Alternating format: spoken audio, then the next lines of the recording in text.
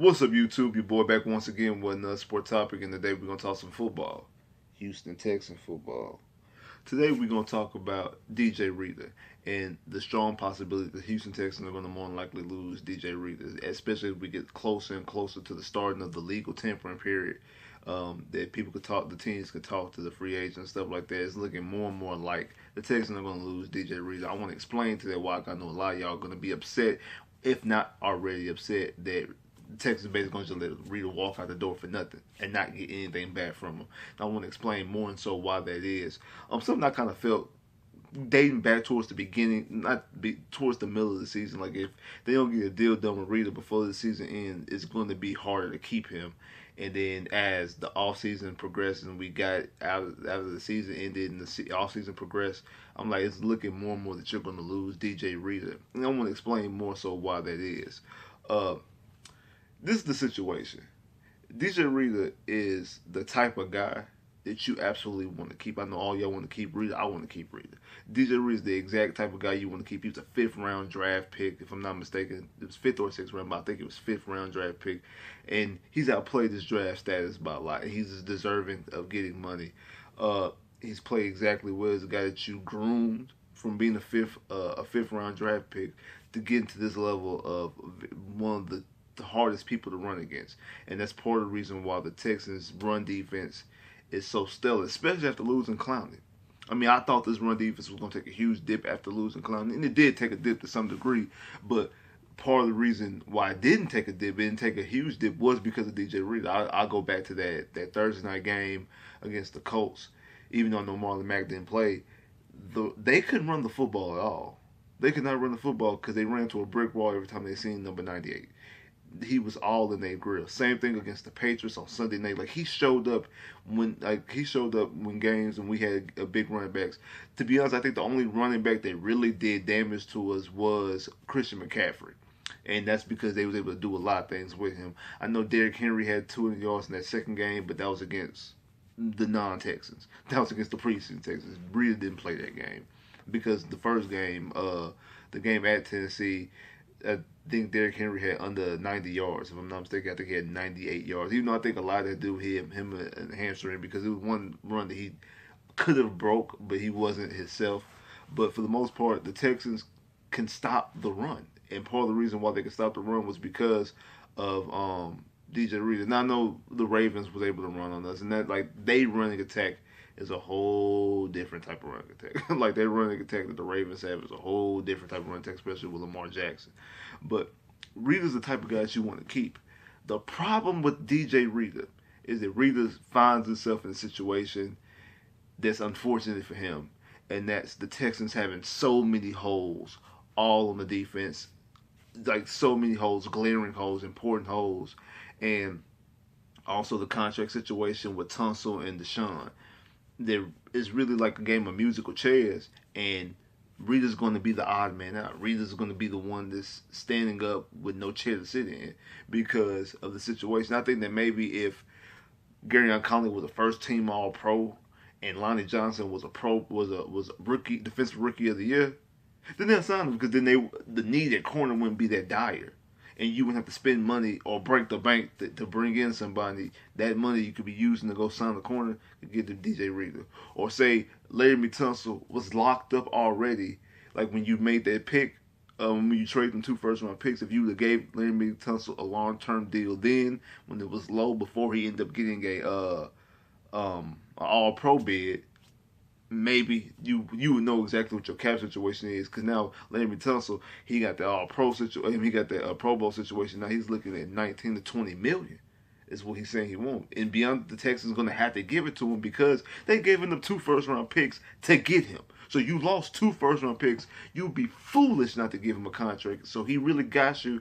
He got you down the barrel. He got you. The ball is completely in Larry Tunsil's court. That hurts DJ Reader. Not to mention, you foolishly gave Whitney Merciless a contract before the playoffs started. It's just a bad deal because Whitney Merciless was not worth that money in the playoffs. Whitney Merciless was non-existent, and I think it would have been better for the Texans to let Whitney Merciless test for agency, and he might have left, but took a hometown discount to stay in Houston.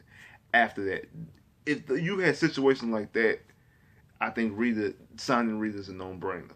But because you know you're going to get money to Tunsil, you're going to have to get money to Deshaun, and you're going to have to find a corner. I've been saying this. It's like I say this every video, even videos that are not talking about corners. If the Texans do not come away with at least 2 corners out of this free agency class, this is an epic failure. So because of those type of situations, it hurts Reader. Not to mention, Zach Cunningham is coming down the pipeline because he, just like Reader, not first round pick. Cunningham was a second round pick. He doesn't have a 5th year option. So it means you have to sign him after his 4th year, and this is going to be his 4th year. So you're going to have to give him a contract extension for the season of with because Cunningham is going to be a Pro Bowler, if not an All-Pro. I would not be surprised at all if Cunningham is a second team or a first team All-Pro. He's definitely going to be a Pro Bowler this year. He was almost a Pro Bowler last year. And it's easier for him to get accolades because he's a middle linebacker.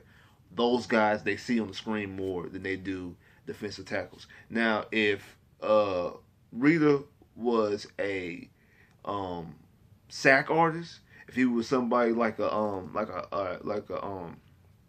Aaron Donald, a guy who was getting sacks, okay, yeah, then he would have definitely been an All-Pro or at the very least a Pro Bowler, and they would definitely would have gave him a contract or at the very least franchise tag him and try to move him in some situations, which is some of the things that I don't understand why the Texans are not trying to do that. If you're gonna let him walk out the door, you know you're not gonna give him a contract. Franchise tag him and see if anybody bites. Just if franchise tag him, I know technically, legally, you're not supposed to franchise tag and trade, but teams do it anyway. Franchise tag him, see if anybody bites, and if nobody's biting on nothing, then you don't have, because he's not going to sign the franchise tag. Just take away the franchise tag by draft time. Just wait till you give the draft. Ain't nobody biting, nobody trying to give him no draft compensation. You're gonna let him walk out the door anyway. Just let him walk out the door. That's what the Panthers did with Josh Norman. They franchised Josh Norman and then ended up drafting James Berry, and they let Josh Norman go, and Josh Norman ended up going to Washington. That's what you do. At least try to shop him around and get something for him if you know that you're going to let him walk out the door. I don't think they really want to let him walk out the door. I just think they just know it's the victim of the circumstances because they got a fixed corner, and they know they're going to have to pay Cunningham. Because like I said, Cunningham is going to be easy to get Pro Bowls and recognition because of the position he plays. They be spotted more. It's harder for defensive tackles because nobody's really watching for them. Like I said, if he was a sack artist, if he was a guy getting sacks, then I think they would have he would definitely be like a Pro Bowler, that type, and he would have the type of accolades. But because of the position he plays, you have to be in a good defense. Now, say Reader has stats are exactly the same, but say the Texans defense was a top five defense, if not top 10 defense. Reader would have got some accolades. He would have got some pub. But because the defense is bad all the way across the board, it was just a bad defense all the way across the board. You just think that everybody on their defense is bad unless somebody's out sticking out, like if somebody was getting a whole bunch of sacks, and that's the problem. Not to mention the offense. The defense that Rack design is a very, very archaic defense. I believe if this defense was in 98, 99, it would be a top 10 defense because it's built to stop the run. You got run stuffers on the defense. You got Bernard McKinney, Cunningham. I think Cunningham has gotten better in the passing and stopping the and helping the passing game. But those guys are real run stuffers. Not to mention DJ Reader is a brick wall trying to run against. It works for our division. Here's one of the reasons why we're able to win this division more often than not, because this division is predicated on running backs. Derrick Henry, the Titans, Jacksonville, Leonard Fournette, Marlon Mack, Indianapolis. They run the football a lot. You can beat those teams because they run the football a lot and your defense is built to stop the run. It's when you go to Kansas City and you get your asses handed to you. Outside this year with the Patriots, it's when you play the Patriots and you get your asses handed to you.